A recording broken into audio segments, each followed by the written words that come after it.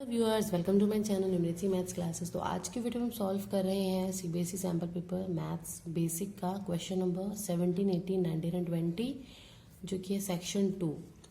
Section 2 में है आपको given case study based questions हैं। Case study based questions are compulsory. Attempt any 4 sub parts from each sections. Each question carries 1 mark.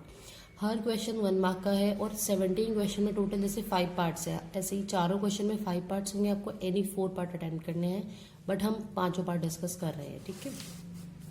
तो एक आपको लाल किले की पिक्चर दी हुई है, इसमें आगे क्या गया है देख लेते हैं। Mathematics teacher of a school took her 10th standard student to show Red Fort. It was a part of the educational trip. The teacher had interest in history as well. यहाँ तक कुछ काम का नहीं है। She narrated the fact to Red Fort to the student. यहाँ तक कुछ काम का नहीं, आगे देखो काम का है कि there are 2 pillars which are cylindrical in shape. 2 pillar हैं जो कि सिलेंड्रिकल शेप के हैं। 2 डोम्स हैं at the corner which are hemispherical. ये डोम्स हैं जो कि हेमिस्फेरिकल शेप के हैं। And 7 smaller domes at the centre. Centre पे 7 स्मॉलर डोम है। ये देखो हेमिस्फेरिकल शेप है। हेमिस्फेरिकल शेप कौन सी होती है? स्फीयर ये पूरा होता है हेमिस्फीयर। ये स्फीयर को अगर बीच में से कट कर दो तो वो हेमिस्फीयर बन जाता है, ठीक है। नाउ हेमिस्फीयर का फॉर्मूला होता है हमारे पास, वॉल्यूम का होता है 4/2/3 पाई आर क्यूब, एंड इसके एरिया का फॉर्मूला होता है 2 पाई आर स्क्वायर। स्फीयर का होता है वॉल्यूम का formula 4/3 pi r cube, and इसके एरिया का फॉर्मूला होता है 4 पाई आर स्क्वायर, ठीक है। सिलेंडर का जो होता है, सिलेंड्रिकल शेप ऐसी होती है हमारी, जिसके वॉल्यूम का फॉर्मूला होता है हमारे पास पाई आर स्क्वायर एच, जिसमें आर होती है सेंटर से यहाँ तक की रेडियस और एच होती है इस सिलेंडर की यहाँ से यहाँ तक ये हाइट, ओके। और इसका लेटरल सरफेस एरिया होता है एक होता है total surface area. Lateral surface area होता है, फॉर्मूला होता है 2 pi r h. Total surface area होता है, लेटरल होता है दीवारों का एरिया ऑफ 4 वॉल्स। टोटल में क्या होता है, चारों वॉल्स के अलावा ये दोनों सर्कल्स भी ऐड हो जाते हैं, यानी कि 2 pi r h plus 2 pi r square. तो उसको हम इस तरह से लिख लेंगे। अब आगे क्वेश्चंस पढ़ते हैं क्या क्या है। फर्स्ट क्वेश्चन है, how much cloth material will be required to cover 2 big domes each of radius 2.5 metres. ये जो डॉम्स हैं इनकी बात हो रही है, ये हेमिस्फेरिकल शेप के थे, इनको कवर करना है। अब कवर करने के लिए हमें कपड़ा चारों तरफ लपेटना पड़ेगा। मतलब ये हेमिस्फेरिकल शेप है, इसके चारों तरफ लपेटेंगे, मतलब आपको एरिया फाइंड आउट करना है।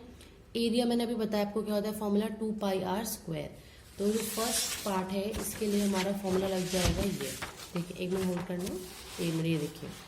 तो फर्स्ट पार्ट के लिए होगा हमारा फॉर्मूला 2 पाई आर स्क्वायर, लेकिन ये एक डॉम का एरिया है और टोटल डॉम्स कितने हैं 2, तो 2 into 2 pi r square, 2 into 2 4 हो गया। पाई की वैल्यू 22/7, आर कितना दिया हुआ है 2.5, 2.5 इंटू 2.5। जब आप इन सभी को मल्टीप्लाई करेंगे देन यू विल सी कि इसका आंसर आएगा 78.57। मैं मल्टीप्लाई ऑलरेडी करके देख चुकी हूँ, आप एक बार कर लेंगे क्योंकि अगर मैं अभी दोबारा करूंगी तो उसमें टाइम वेस्ट होगा, ठीक है। तो ये आंसर आएगा 78.57 मीटर्स का, जो कि ऑप्शन नंबर है B. Now the second part है, write the formula to find the volume of cylindrical pillar. अभी बताया वॉल्यूम का फॉर्मूला क्या होता है, पाई आर स्क्वायर एच, तो option A is correct. For the third part, find the lateral surface area of 2 pillars if height of the pillar is 7 meter and radius of the base is 1.4 meter। अभी बताया lateral surface area का formula होता है 2 pi r H, 2 pi r H. और किसका पूछा हमसे, 2 pillars का, यानी कि दोनों का करना है तो हम मल्टीप्लाई कर देंगे 2 से, तो 2 इंटू 2 पाई आर एच हो गया ये, जिसमें आपको हाइट गिवन है 2 इंटू 2 4 हो गया, पाई की वैल्यू 22/7, रेडियस कितना गिवन है 1.4 एंड हाइट गिवन है 7, तो 7 से 7 हो गया कैंसिल। जब इन सबको मल्टीप्लाई करेंगे तो आप देख सकते हैं 88 होता है, 88 को जब 1.4 से करेंगे तो 123.2 मीटर स्क्वायर आएगा, which is option number B. तो फॉर्मूले सारे लर्न होने चाहिए आपको। 13 चैप्टर पे बेस्ड है ये क्वेश्चन हमारा, सरफेस एरिया एंड वॉल्यूम पे। नाउ फिर फोर्थ पार्ट में क्या गिवन है, how much is the volume a hemisphere if the radius of the base is 3.5। Radius है 3.5 मीटर। हेमीस्फीयर का मैंने वॉल्यूम अभी बताया था आपको, कितना होता है 2/3 पाई आर क्यूब, और आर कितना है 3.5, उसका क्यूब कर रहे हैं हम। 7 से डिवाइड करेंगे, 7 5 से 35 होता है, ना जाने कि 0, तो 0.5 आ गया है। जब इन सबको मल्टीप्लाई करना तो आपको आंसर मिलेगा 89.83। मल्टीप्लाई करना ही पड़ेगा, यू हैव नो चॉइस। अगर मैं अभी दोबारा करके दिखाऊंगी तो आपका टाइम वेस्ट होगा, मैं ऑलरेडी करके देख चुकी हूँ। तो इसका ऑप्शन नंबर डी आंसर हो गया है। फॉर द फिफ्थ पार्ट में आप देखेंगे आपको गिवन है what is the ratio of the sum of volumes of two hemisphere. तो वॉल्यूम्स ऑफ टू हेमिस्फीयर का सम कर लो या उन दोनों को मल्टीप्लाई कर लो, एक ही बात होती है क्योंकि दोनों का फॉर्मूला रहेगा same. 2 into 2/3 pi r cube, जिसको हम लिख सकते हैं 2 इंटू 2 4 हो गया, तो 4/3 पाई, इसकी रेडियस हमें दी हुई है 1 मीटर 1 सेंटीमीटर, तो 1 का क्यूब हो गया है। अगला में दिया हुआ था इसका रेशियो किससे निकालना है हमें, volume of a sphere of radius 2 centimetre. Now volume of sphere क्या होता है हमारा 4/3 पाई आर क्यूब होता है, और जिसमें आर हमें दिया हुआ है 2, तो ये हो जाएगा 4/3 पाई 2 का क्यूब। इनका रेशियो करना है, ये V1 मान लेते हैं और ये V2 मान लेते हैं, तो V1 बाय V2 का रेशियो हो जाएगा हमारा 4/3 पाई 1 का क्यूब अपॉन 4/3 पाई 2 का क्यूब। ये दोनों तो हो गए कैंसिल, 1 का क्यूब 1 होता है, 2 का क्यूब 8 होता है। Answer is 1:8 which is option number B. इसका आंसर हो गया option number B. I hope ये क्वेश्चन क्लियर हो गया होगा, सारा फॉर्मूला बेस्ड क्वेश्चन था। नेक्स्ट क्वेश्चन है हमारा, देखेंगे ध्यान से, 18th क्वेश्चन है हमारा। इस क्वेश्चन में गिवन है class 10 student of a secondary school in Krishnanagar have been allotted a rectangular plot of a land for gardening activity. एक रेक्टेंगुलर प्लॉट दिया हुआ गार्डनिंग एक्टिविटी के लिए। Saplings of gulmohar are planted on the boundary. Boundary पे हमने गुलमोहर का plant लगाना है at a distance of 1 metre each. 1 metre के डिस्टेंस पे है ये सारे। There is a triangular grassy lawn in the plot as shown in figure. ये PQR है, ये ग्रासी लॉन है। Student are to sow seeds of flowering plant on the remaining area of the plot. Remaining area में लगाने हैं seeds. अब जरा ध्यान देना, ये क्वेश्चन किस चैप्टर का होगा, चैप्टर नंबर 7 का। तो क्वेश्चन इजी है, टफ नहीं है, बहुत ध्यान से देखेंगे तो बहुत फटाफट आप करते जाएंगे, बहुत मतलब इजी, ज़्यादा इजी क्वेश्चन है बेसिक में। तो considering A as the origin what are the coordinates of A. अब ए को अगर ओरिजिन मानोगे तो ए से अगला वाला 1 होता है 2 होता है, ऐसे ए से अगला ऊपर वाला 1 होता है 2 होता है। और आपको एक्स और वाई याद रखने का तरीका मैंने बताया हुआ है चैप्टर 7 कराते टाइम भी, कि ओरिजिन से जितना हम आगे गए, जितना हम साइड में गए आगे गए, वो होता है हमारा एक्स एक्सिस। जितना ऊपर गए वो होता है हमारा वाई एक्सिस के कोऑर्डिनेट। पहले वाले एक्स के कोऑर्डिनेट होते हैं, दूसरे वाले वाई के कोऑर्डिनेट होते हैं। ए का ओरिजिन माना what are the coordinate of A, तो ए के ओरिजिन कितने होंगे, ओरिजिन के कोऑर्डिनेट होते हैं 0 0। तो ये तो बहुत ज्यादा इजी क्वेश्चन था, सी ऑप्शन हो गया है। What are the coordinates of P. अब पी के कोऑर्डिनेट देखने के लिए हम देखेंगे, ये हम यहाँ तक आए और ये यहाँ तक, यानी कि कितना आगे गए 1 2 3 4 स्टेप्स आगे गए, तो एक्स कोऑर्डिनेट हो गए 4। तो 4 वाले ही 2 ऑप्शन है, इन दोनों में से एक भी हो सकता है। और y के लिए कितना ऊपर गए, 1 2 3 4 5 6 स्टेप्स ऊपर गए, तो ये 4 6 आंसर आ जाएगा इसका, यानी कि ऑप्शन नंबर ए हो गया है। नेक्स्ट है what are the coordinates of R. R के कोऑर्डिनेट देखो कितना आगे गए हम, 1 2 3 4 5 6, और कितना ऊपर गए इसके लिए देख लेंगे एक बार, ऐसे करके हम यहाँ तक आए हैं। ये कितना था 1 2 3 4 5, 6 स्टेप्स आगे गए हैं, 5 स्टेप्स ऊपर गए हैं, यानी कि 6,5, इसका भी ऑप्शन नंबर ए हो गया है। नेक्स्ट है what are the coordinates of D. D के कोऑर्डिनेट्स गिन लेते हैं। एक्स एक्सिस पे हम कितना आगे गए हैं, 10 तो यहीं तक थे, 11 12 13 14 15 16। डी पॉइंट है यहाँ से ओरिजिन से 16 स्टेप्स दूर, यानी कि एक्स के कोऑर्डिनेट हो गए 16। अब ऊपर तो हम गए ही नहीं, तो वाई क्या हो गया 0, क्योंकि एक्स एक्सिस के ही ऊपर है। इसके कोऑर्डिनेट्स हो जाएंगे हमारे पास 16,0, यानी कि इसका भी ऑप्शन नंबर ए। अब लास्ट पार्ट है what are the coordinate of P if D is taken as the origin. अब डी को ओरिजिन मान लिया है, तो डी की लेफ्ट साइड मूव करेंगे ना हम पी के लिए। लेफ्ट साइड कर रहे हैं तो एक्स एक्सिस नेगेटिव होता है, देखो ऐसे बनता था ना, अगर ये ओरिजिन की लेफ्ट साइड मूव कर रहे हैं तो एक्स एक्सिस नेगेटिव होता था।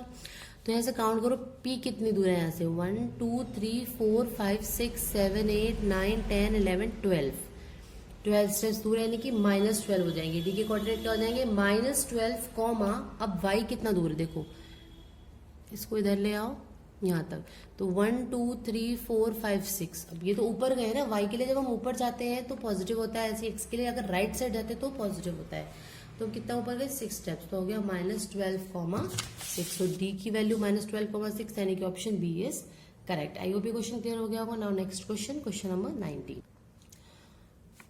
एक हमें काइट की शेप गिवन है, ध्यान से देख सकते हैं, ये काइट की शेप है और ये 2 स्टिक्स हैं। Rahul is studying in 10th standard. He is making a kite to fly it on Sunday. Few questions came into his mind while making the kite. Give the answers of the questions. ये सब किसी काम का नहीं है, बस kite बनाई हमें ये पता चल गया है। अब काइट की कुछ प्रॉपर्टीज होती है, मैं आपको बता देती हूँ। काइट की प्रॉपर्टी ये होती है कि जो ये काइट होती है ना, इसकी जो ये डायगोनल्स होते हैं, ये जो डायगोनल्स होते हैं, जो ये बड़ा वाला डायगोनल होता है, मान लो ये D1 है अगर और ये D2 है, तो ये डायगोनल्स पहली बात तो 90 डिग्री पे कट करते हैं। डायगोनल्स किस पे कट करते हैं? 90 डिग्री पे। दूसरी प्रॉपर्टी ये होती है कि बड़ा वाला डायगोनल छोटे वाले डायगोनल को बाइसेक्ट करता है, मतलब अगर टोटल लेंथ 8 है तो ये 4 4 हो जाएगा, ठीक है। छोटे वाले को बाइसेक्ट करता है, ध्यान रखना बड़ा वाला बाइसेक्ट नहीं होगा काइट में। रोम्बस में दोनों होते थे बट रोम्बस नहीं है, रोम्बस जैसा है बट रोम्बस नहीं है, क्योंकि रोम्बस में आपकी चारों साइड इक्वल होती है, यहाँ नहीं है, ठीक है।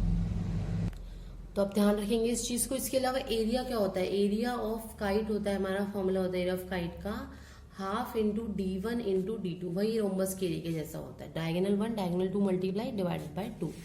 फर्स्ट पार्ट करते हैं, क्या पूछा है देख लेते हैं काइट की प्रॉपर्टी पढ़ने के बाद। Rahul tied the sticks at what angles to each other. अब कितने एंगल पे उसको लगानी पड़ेगी काइट बनाए? तो 90 डिग्री पे भी प्रॉपर्टी पढ़ी है हमने कि डायगोनल 90 डिग्री पे कट करते हैं, तो option number C. Next, what is the correct similarity criteria applicable for smaller triangles at the upper part of the kite. Smaller triangle ऐसे बन रहे थे ना, आप ध्यान से देखो तो ये साइड हो गई कॉमन, एक साइड हो गई, ये दोनों एंगल 90 डिग्री के, एक एंगल हो गया, और क्योंकि परपेंडिकुलर बाइसेक्टर है, ये लाइन अभी बताई थी बाइसेक्टर है, मतलब ये और ये लेंथ भी सेम है, तो एक ये साइड हो गई, ये दोनों आपस में इक्वल, ये और ये आपस में इक्वल। तो साइड एंगल साइड से ये दोनों ट्राइंगल्स होते हैं हमारे, क्या होते हैं? कॉन्ग्रुएंट, ठीक है।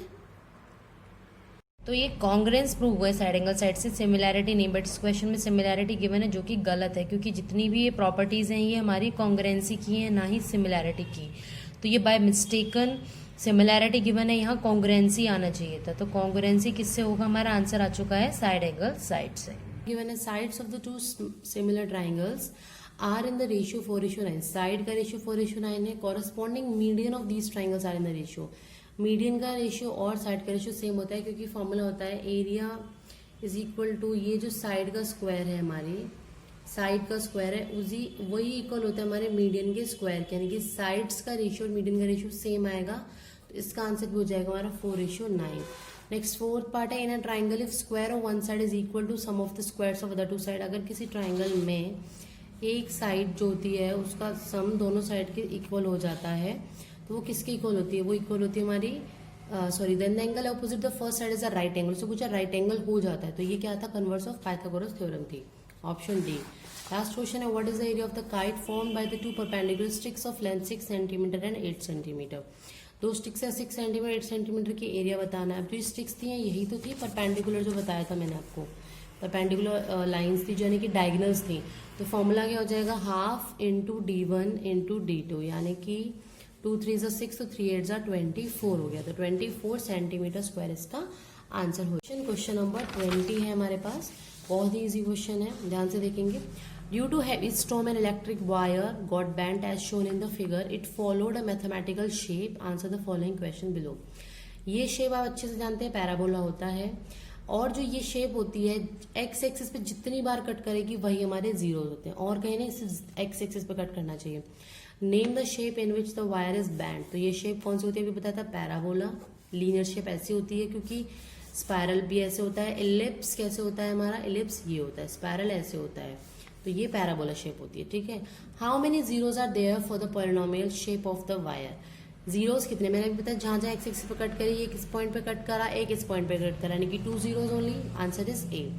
नेक्स्ट है, the zeros of the polynomial are. अब जीरोज कौन से, कहाँ कट किया? तो -1 पे कट किया है और एक 3 पे कट किया है, तो आंसर हो गया -1, 3, B part. What will be the expression of the polynomial. अब जब आपको जीरोस पता है तो पॉलिनोमियल लिख सकते हो, क्योंकि फॉर्मूला होता था x² minus a plus b into x plus इन दोनों का प्रोडक्ट। अब a और b आया -1 और 3, इन दोनों का सम कितना होगा? -1 प्लस 3, -1 प्लस 3 कितना होगा? अपोजिट साइन सब्ट्रैक्ट होंगे, 3 - 1 2 हो गया, तो a प्लस बी की जगह वैल्यू आएगी 2, बाहर माइनस का साइन, तो -2x plus a into B. जब -1 इंटू 3 को मल्टीप्लाई करेंगे, प्लस माइनस क्या होता है? -3 1 जा 3, तो -3, तो x² -2x -3 is option number C. I hope clear हो गया होगा। फॉर्मूला है वो sum of coefficient and product वाला, उसे यूज करेंगे। Now what is the value of the expression if x is equal to -1। अगर x आपको -1 दिया हुआ है तो क्या आंसर होगा? पुट कर देते हैं x के लिए -1, तो -1 का स्क्वायर -2 इंटू -1 -3, -1 का स्क्वायर होता है +1 माइनस प्लस 2 1 2 -3, तो 2 + 1 3 होता है, 3 - 3 0, तो ऑप्शन नंबर डी हो गया इसका आंसर। तो आज की वीडियो में सिर्फ 20 क्वेश्चन तक कर रहे हैं। आई होप आपको क्लियर हो गया होगा। इन केस कोई डाउट है आपको तो प्लीज़ इसे कमेंट सेक्शन में कमेंट करके पूछिए। नेक्स्ट वीडियो में डिस्कस करते हैं इसका पार्ट बी। तो अगर आपको मेरी वीडियो अच्छी लगी है गाइस तो इसे अपने फ्रेंड्स को शेयर करें, लाइक करें, और मेरे चैनल को सब्सक्राइब नहीं किया है तो प्लीज़ इसे सब्सक्राइब कर लें ताकि आने वाली वीडियोज़ को आपको अपडेट टाइम टू टाइम मिलता है। तब तक के लिए keep watching and bye bye.